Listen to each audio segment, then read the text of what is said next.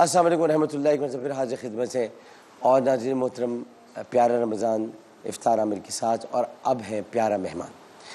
नाज़रीन मोहतरम, आज जो मेहमान हमारे साथ तशरीफ़ फरमाए वो एक इंतहाई मुतासिर कुन शख्सियत के मालिक हैं और एक आलमी शोहरत याफ्ता फ़नकार होने के साथ साथ ये कहा जाए तो बेजा ना होगा कि इन्होंने अपने फ़न से, अपनी किरदार निगारी से, अपनी अदाकारी से और अपनी शख्सियत से हम सब के दिल मोह लिए और एक अलग और जुदागाना मकाम रखते। बहुत आला तालीम याफ्ता है माशाल्लाह और आला तालीम के साथ साथ जो शोबिस के शोबों में बाकायदा तालीम हासिल करके, बाकायदा एक होता है कि आप आ गए, आपने अपनी इस फील्ड में आपने काम करना शुरू कर दिया, इन्होंने बाकायदा तालीम हासिल करके और सीख कर कदम रखा है।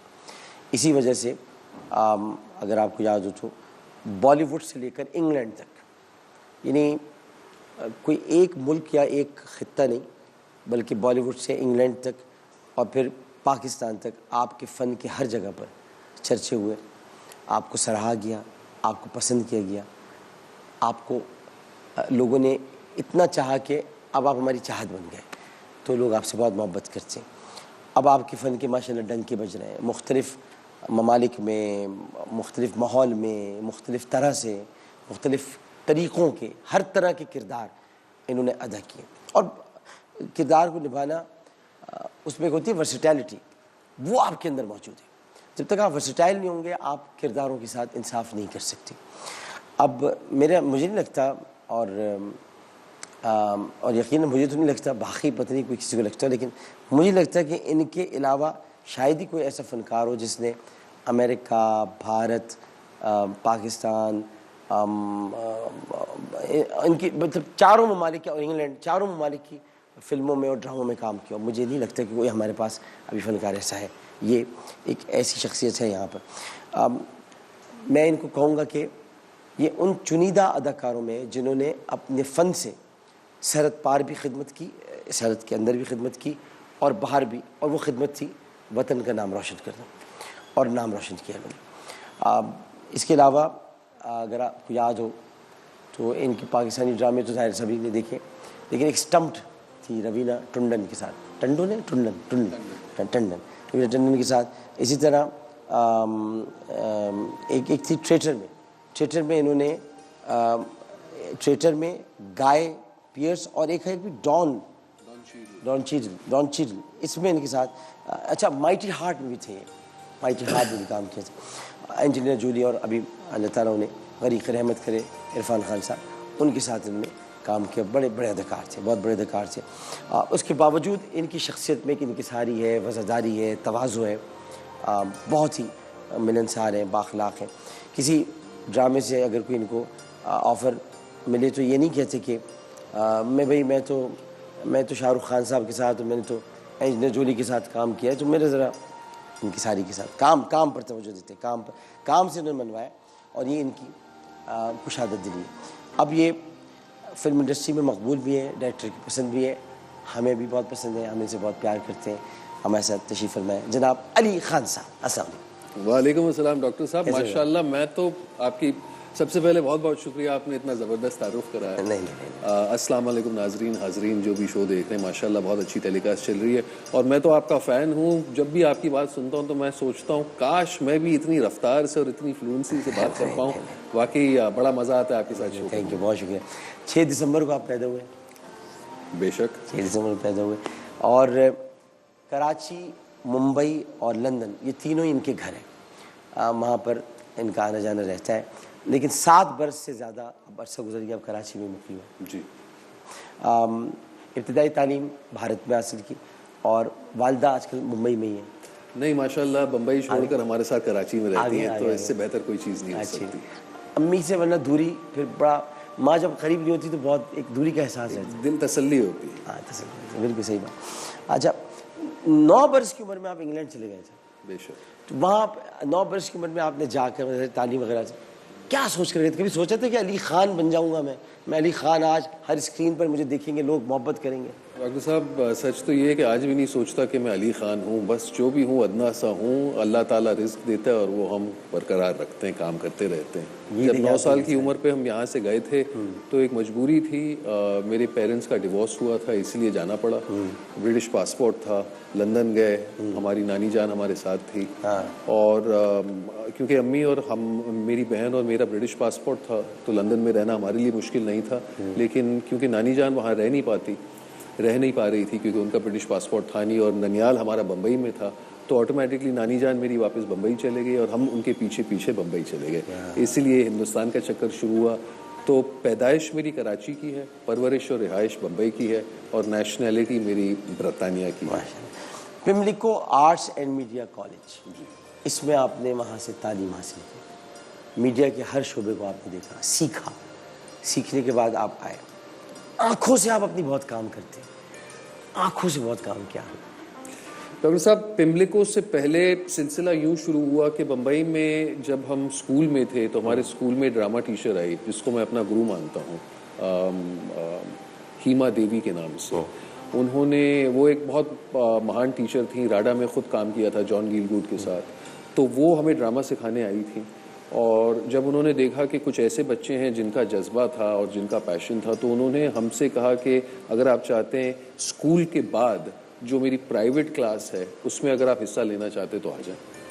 तो मेरा बचपन जो था 9 साल की उम्र से, सारे बच्चे क्रिकेट खेलते थे वीकेंड्स पर, मैं सैटरडे को उनके साथ मस्तियां करता था। लेकिन संडे का रोज ऐसा था कि बांद्रा में जहां हम रहते थे वहां से बस लेके मैं शहर के दूसरे कोने तक जाता था हर संडे को, और सुबह से लेके शाम तक सफ़ेद कुर्ते पजामे में जाना पड़ता था और वहाँ हमने उनके साथ ट्रेनिंग हासिल की। ट्रेनिंग कैसी हुई कि एक स्कूल की बिल्डिंग में गंदा सा क्लासरूम में वो हमें लेकर जाती थी और सबसे पहले तो हमें सफाई सिखाती थी। वो कहते हैं ना कि सफाई बिल्कुल। तो सबसे पहले तो हम फर्नीचर उठाते थे और साइड पर करते थे, फिर हाथ में झाड़ू थमा देती थी ताकि आपका पूरा ईगो आपसे निकाले। आप बड़े अमीर बच्चे हैं, घरों में रहते हैं, लेकिन पहले वहाँ पर सफाई करें क्योंकि जो ड्रामे के प्रैक्टिस थी वो बॉडी मूवमेंट भी हुआ करती थी। तो आप ज़मीन पे उठ पलोट लोटना ताकि कपड़े इतने गंदे ना हो, वो सब साफ सफाई करने के बाद हमारी रिहर्सल शुरू होती थी और शाम तक रिहर्सल चलती थी।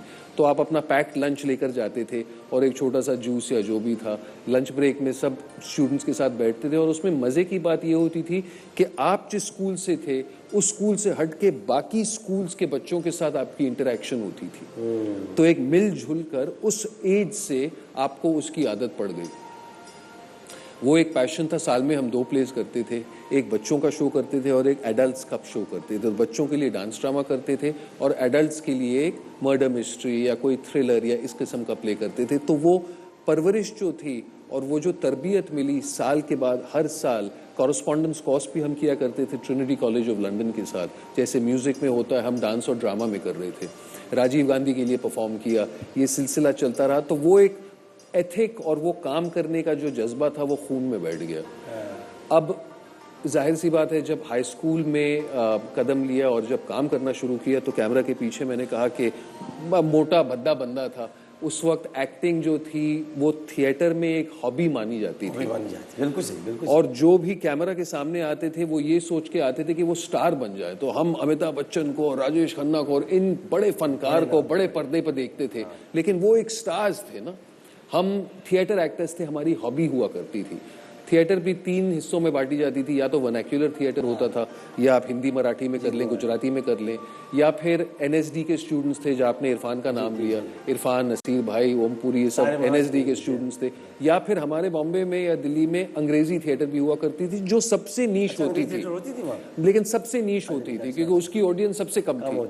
तो वो सारे लोग जो अंग्रेजी थिएटर करते थे वो एक शौक पर करते थे, हॉबी थी उनकी, और वो दिन के उनकी नौकरियां थी, और शाम को नौकरी के बाद 1-8 घंटे की रिहर्सल करते थे और शो सिर्फ वीकेंड को होते थे। तो वो थिएटर के तबके में, माशरे में सबसे कम माना जाया करता था। वो मैं करता था, इसलिए कभी सोचा नहीं था कि एक्टर बने। तो जो आपका सवाल जो था कि कभी सोचा था कि अली खान बने, ये कभी तसव्वुर ही नहीं किया, क्योंकि ये कभी सोचा ही नहीं था कि it could become a livelihood. सोचा तो ये था कि लंदन जाएंगे, जो मैं गया और फिल्म और टेलीविजन पढ़ के वापस आया। यूटीवी, रॉनी स्क्रूवाला की कंपनी थी, यूटीवी में काम करना शुरू किया और कॉर्पोरेट डॉक्यूमेंट्रीज और एड फिल्म्स बने। उसके बाद 1992 जैसे ही हुआ और सैटेलाइट टेलीविजन का एडवेंट हुआ, तो जितने स्टेज के एक्टर्स थे उन सबको मौका मिला कैमरा के सामने आने के लिए, क्योंकि जाहिर सी बात है कंटेंट की इतनी ज़रूरत हो गई और सारे चैनल्स को कंटेंट की ज़रूरत थी। तो जो भी एक्टर थे, लोगों ने कहा कि यार स्टेज पर करते हो तो क्यों ना कैमरा के सामने आ जाओ। इस तरह ये सिलसिला शुरू हुआ। मैंने आपको जब भी देखा, मैंने ये ज़रूर महसूस किया कि आपने आप है हमारे पाकिस्तान में नुमान एजाज साहब, आप जानते हैं, दोनों आँखों से बहुत काम करते हैं, यानी अपनी आँखों के ज़रिए। बहुत कम अदाकार होते हैं जो अपनी आँखों से मुकालमे अदा करते हैं, आप करते हैं। आपको शायद खुद भी नहीं अंदाज़ा हो, लेकिन आप जब एक्टिंग में डूबे हुए होते हैं तो बहुत सारी बातें अपनी आँखों से कह रहे होते हैं। ये अल्लाह ने आपको बड़ा एक सलाहियत दी है। बड़ी नवाजिश आपकी। वो काम करते करते थोड़ी बहुत समझ आई जाती है। हाँ, नहीं। अब जब आप स्टेज पर काम करते हैं तो क्योंकि वाइड शॉट चल रहा है और ऑडियंस आपसे दूर बैठी है, तो आप अपनी बॉडी लैंग्वेज से काम करते हैं और अपनी आवाज़ से काम करते हैं। हमारी गुरु जो थी, सबसे पहले काम उन्होंने यही सिखाया कि देखें, माइक्स नहीं होते हैं या माइक्स स्टेज पर लगे हुए होते हैं या हैंगिंग माइक्स होते हैं, लपेल माइक्स तो होते नहीं हैं। आपकी आवाज़ आखिरी रो के आखिरी बंदे तक पहुंचनी चाहिए, वरना आपकी एक्टिंग का कोई फ़ायदा ही नहीं है। तो सबसे पहले तो आपको आवाज़ पिच करना सिखाते हैं। और दूसरी बात, क्योंकि सब आपको वाइड शॉट में देख रहे हैं, बॉडी लैंग्वेज बहुत इंपॉर्टेंट चीज़ होती है और आप अपने बॉडी लैंग्वेज के थ्रू अपने इमोशंस कन्वे करते हैं। इसी तरह जब कैमरा के सामने आप एक्ट करते हैं तो कैमरा दूर नहीं होता, लेंसेज के जरिए कैमरा आपके बहुत करीब आ सकता है और आपका हर एक्सप्रेशन देख सकता है। महेश भट्ट की वाइफ सोनी राजदान ने मुझे सिखाया था कि जब वो अपनी एक्टिंग कोर्स करने लंदन गई तो उनको सिखाया गया कि as an actor you can never be blank. अगर आप उस वक्त मोमेंट में भी नहीं हैं, फिर भी आपके जहन में और आपकी आंखों में कुछ ना कुछ चलना चाहिए ताकि लोगों को लगे कि कोई बात चल रही है आपके जहन में, वरना यही तो ये सब सीखने के बाद ही पता चलता है और समझ में आती है बात। अच्छा, मैं आपको एक और बात बताऊँ नाज़रीन कि बहुत कम लोगों को शायद पता होगी बात, लेकिन मैं बताऊँ कि हमारे जुनैद जमशेद मरहूम, अल्लाह ताला उन्हें गरीक़ रहमत करें, ये उनके कज़न भी हैं। और इसके अलावा PTV में जो कायद-ए-आज़म मोहम्मद जिन्ना पर एक सीरीज़ आई, जो मैं पुरानी बात बता रहा हूँ, उसमें शहरी जहांगीर जो थे वो भी इनके कज़न हैं। ये दोनों मेरे फर्स्ट कज़न। अब आप सोचें कि माशाल्लाह एक ऐसी फैमिली है जो पढ़ी लिखी, जुनैद भाई की आला तालीम याफ्ता थे, अपनी जगह पर सिंगर, फिर उसके बाद उनका रुझान दीन की तरफ हुआ। लेकिन ये कि पढ़ा लिखा ख़ानदान है, पढ़ी लिखी फैमिली, तालीम से ये लोग कभी दूर नहीं रहे। और एक और बात भी कि इनकी अदाकारी में जो निखार, अभी तो खैर इन्होंने जिसका जिक्र किया, बहुत पढ़ा है इन्होंने, अपने उस्तादों का भी जिक्र किया, थिएटर का। थिएटर बड़ी बेसिक चीज़ होती है जहाँ से आप अदाकार बनते हैं, लेकिन ये इनको ये एजाज़ हासिल है कि जो भारत के आजहानी वज़ीर आज़म है राजीव गांधी, उनके सामने आप परफॉर्म कर चुके हैं। जी सर, वही मैं कह रहा हूँ कि एज अ चाइल्ड तो बहुत मौके मिले। हाँ, वही जिनका आप हेमत जेरी का बता रहे थे, उन्होंने इनको स्कूल से मुंतखब किया था पूरा। मैंने असल में बात ये कि जो आप सब बता चुके, मैंने आपको बताना था, तो मैंने कहा चले आप बता रहे हैं, मैंने सब आपकी पूरी तहकीक की थी। मैं देख रहा हूं कि आपने ज़बरदस्त होमवर्क किया। हेमत जेवी ने आपको स्कूल से मुंतखब किया और हर हफ्ते आपको Trinity school of song and drama में आपको बाकायदा तरबियत दी जाती थी। फिर आपने इंग्लैंड से वापसी पर आपको हैमलेट में आपने परफॉर्म किया। कॉस्ट्यूम आपका जो था वो भानु अथाइया जैसी बैनुल-अक़वामी शोहरत याफ्ता, और भानु जी पहली ऑस्कर अवार्ड विनर है। लिखा हुआ है जी, फिल्म गांधी में ऑस्कर अवार्ड। बेशक, पूरी मैं आपको जब बुला रहा था तो मैंने कहा अली भाई से एक दो बार पहले बात हुई ऐसे पूछूँ कि वो हमारी ट्रांसमिशन, मैंने कहा आज अगर बुलाए तो अली भाई को ज़रा पता चले कि हम पूरे रिसर्च किए हैं, हम अपने भाई को जानते अच्छी तरह। फिर अब आप देखें कि इनमें अभी तक जो इन्होंने फिल्में की उनमें एक्टर इन लॉ, माहिमीर, एनिमेटेड 3 बहादुर, उसके अलावा टेलीफिल्म में अंजुमन, पाकिस्तानी ड्रामा सीरीज में आपकी कनीज़, 7 पर्दों में, पाकीज़ा, ज़िंदगी कितनी हंसी है, ये ज़िंदगी है, 2 कदम दूर थे, मोहब्बत आग सी, मरियम, बोझ, दीवाना, कितनी घिरें बाकी हैं, खुदा मेरा भी है, वो एक पल, मालिकन, जुदा ना होना। माज़रत से आपकी बात काटूंगा, डॉक्टर साहब शर्मिंदगी से ये नहीं कहना चाहते कि मैंने कितनी मजदूरी की है। माशाल्लाह इतना काम किया है कि बस अल्लाह ताला इनको भी और तरक्की दे। तो अब ये एक रामायण पर मुश्तमिल एक थिएटर शो था, द लेजेंड ऑफ राम, उसके अंदर भी आप हिस्सा बने। उसका जो सेट था, मैं उस तरफ आना चाहता हूँ, उसका जो सेट था वो 2.5 किलोमीटर पर मुहित था, यानी 2.5 किलोमीटर। उस पर इंडियन रेलवे ने इंतजाम संभाले हुए थे और ताकि अदाकारों को एक सेट से दूसरे सेट पर यानी कितना बड़ा सेट होगा मैं सोच रहा हूँ कि ले जा सके, तो वहाँ नकल हरकत में ताकि उनको मुश्किल पेश ना आए। तो उसमें शेखर सुमन ने शायद राम का किरदार निभाया था और सलीम गौस रावण बने थे, लेकिन ऐसी हैरत अंगेज परफॉर्मेंस जो आपकी उसमें थी वहाँ पर लोगों ने कभी एक्सपेक्ट नहीं की थी कि होगी। बड़ी नवाजिश डॉक्टर साहब, बड़ा मज़ा आया। आमिर रज़ा हुसैन दिल्ली के एक अंग्रेज़ी डायरेक्टर, और उनको ये कमीशन किया गया, तो कुछ 15 शोज़ लगातार बैक टू बैक हमने प्लान की, और विंटर का महीना था, जाड़ा था, ठंड बड़ी थी, तो हम थर्मल कॉस्ट्यूम पहनते थे क्योंकि ऊपर फिर बड़ी पतली शलवार कमीज या कुर्ता पजामा पहनना पड़ता था अंग वस्त्र के साथ। शेखर राम बने थे, मैं लक्ष्मण बना था। जो माउंटिंग थी, वो जो विजन थी, वो आज तक मैंने थिएटर में देखी नहीं है, क्योंकि ये एक आउटडोर परफॉर्मेंस थी और स्टेज जो था एक कोने से दूसरे कोने तक गया था। अब इसके किस्से मैं बड़े सुना सकता हूँ। के.एस. रमेश एक बड़े अच्छे मैजिशियन थे, तो लाइव एक्शन हमने खूब सारा मैजिक इसमें किया। The seasons are changing, live flowers आए, स्प्रिंग दिखाया। मैजिक बहुत हुआ। बिजॉन दास गुप्ता जो एक बहुत नामचीन आर्ट डायरेक्टर हैं, उन्होंने पूरी सेट्स और माउंटिंग की। अमजद अली खान साहब जो मशहूर सरोद प्लेयर हैं, उन्होंने म्यूज़िक किया। M.F. हुसैन साहब के बेटे, उन्होंने इसमें आर्ट किया। तो बहुत सारे टॉप के जो टेक्नीशियंस और एक्टर्स और लोग थे, वो इस पूरे शो में इन्वॉल्व थे। 15 शो के बाद, क्योंकि जो आप कह रहे हैं कि इंडियन रेलवेज ने जो प्लेटफॉर्म बनाया था, उस प्लेटफॉर्म पे 550 लोग बैठते थे। 550? और रिमोट के जरिए वो प्लेटफॉर्म चलता था। तो यूं तसव्वुर कर ले कि हम एक सेट से दूसरे सेट पैदल निकल रहे हैं और ऑडियंस हमारे साथ रेलवे के जरिए। एक प्लेटफॉर्म ओपन एयर प्लेटफॉर्म था और थिएटर स्टाइल सीटिंग थी टेयर्स पर, तो ऑटोमेटिकली वो प्लेटफॉर्म हमारे साथ चलता था।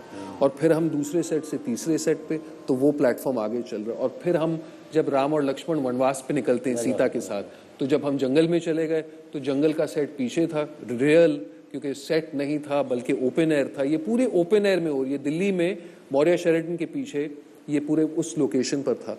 तो इस तरह चलता गया और एंड में जब हम लंका पहुंचते और दिवाली का लाइव एक्शन एक्सप्लोजन्स, बहुत ही इंटरेस्टिंग शो। इतना अनप्रेसिडेंटेड सक्सेसफुल था कि 15 शो जब खत्म होने वाले थे, 10-12 शो के बाद ऑडियंसेस और लाइन में खड़े रहते थे, और रोज शाम को लड़ाई होती थी। 5,000 रुपए की टिकट होती थी, जो बहुत महंगी होती थी, बहुत महंगी। ये 1995 की बात है, जिस तरह बता रहे हैं, तो 5,000, क्योंकि एक लैविश शो था ना, स्पेक्टिकल था। डिसाइड किया गया कि 10 शो और करेंगे, और 15 नहीं, सिल्वर जुबली करेंगे बैक टू बैक। कोई ब्रेक नहीं हुआ करती थी, रोज करते थे। अब इसमें अचानक सलीम गौस साहब जो थे, वो रावण बने थे और अपने आप में एक बहुत माहिर आर्टिस्ट हैं। उन्होंने एक साउथ इंडिया की फिल्म साइन की थी, मुझे याद है। तो आमिर भाई जो हैं हमारे डायरेक्टर, वो आते हैं और शाम को कहते हैं कि यार हमने डिसाइड किया है कि शो एक्सटेंड करें। तो सबसे बारी बारी पूछने लगे कि आप कर पाएंगे, आपके पास डेट्स हैं, क्या मसला है, आपको वापस जाना है, आपकी क्या कमिटमेंट्स हैं। तो सब ने कहा कि जो भी कमिटमेंट्स है, अब नेचुरली इतना बड़ा सेटिंग है, इसको कुछ ना कुछ करके डेफिनेटली हम आगे बढ़ाएंगे। सलीम गौस नहीं माने। सलीम गौस प्रोफेशनल थे और कहते हैं कि जी वो हमारे डायरेक्टर और प्रोड्यूसर जो साउथ इंडिया के हैं, वो कह रहे हैं कि बाकियों की डेट्स हैं और आपको पहुंचना है, पहुंचना है तो पहुंचना है। अब एक एक्टर की वजह से हम शो बंद तो नहीं कर सकते। तो अब डिस्कशन शुरू हुई कि अगर करेंगे तो रावण जो मेन विलन था, वो कैसे करेंगे ये शो। अब थिएटर है, ओवरनाइट कोई लाइंस भी याद नहीं कर सकता। तो फिर ये डिसाइड किया गया कि आमिर खुद रावण बनेंगे, और क्योंकि आमिर डायरेक्टर थे और क्योंकि आमिर ने लिखा था, ये डिसाइड किया गया कि चलें, अगर कोई कर पाएगा तो सिर्फ आमिर रज़ा हुसैन ही कर पाएंगे। अच्छा जी, एक आध दिन उनको रिहर्सल दिया। अब रोज शाम को शो भी चल रहा है, सुबह दिन में उनको रिहर्स करा रहे हैं, शाम को हम अपनी शो कर रहे हैं। बड़ा दिलचस्प माहौल था। अब जैसे ये विंग्स हैं, पहले दिन 16वां शो, सलीम गौस चले गए चेन्नई, आमिर रज़ा हुसैन बने रावण।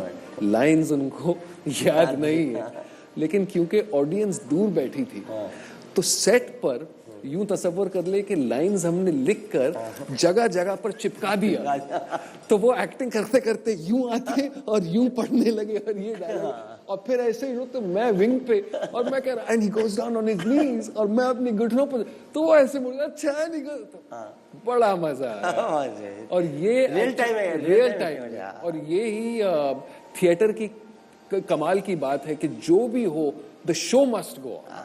सही बात।